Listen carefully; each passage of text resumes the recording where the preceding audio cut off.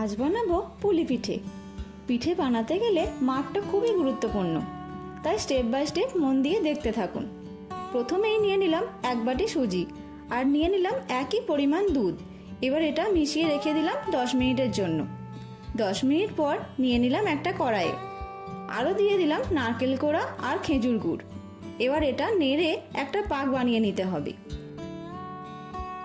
যখন দেখবেন মিশ্রণটা এইরকম কন্ডিশনে চলে এসেছে, তখন এটা একটা জায়গায় নামিয়ে ঠান্ডা হতে দিলাম।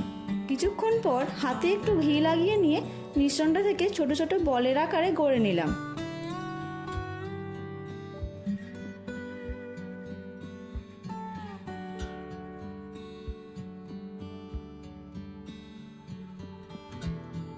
এবার চলে আসি পরের স্টেপে।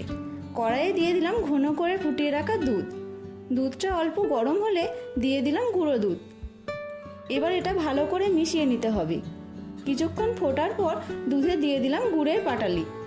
ভালো করে মিশিয়ে বানিয়ে রাখা বলগুলো দিয়ে দিলাম।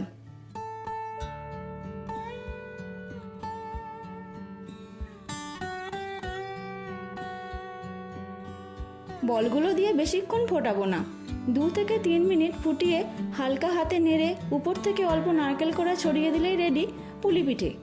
দেখুন একটা কেটে দেখাচ্ছি কতটা নরম হয়েছে। আর বাড়িতে বানিয়েও দেখবেন, খুবই সুস্বাদু হয়। আর ভিডিওটা ভালো লাগলে অবশ্যই শেয়ার করবেন।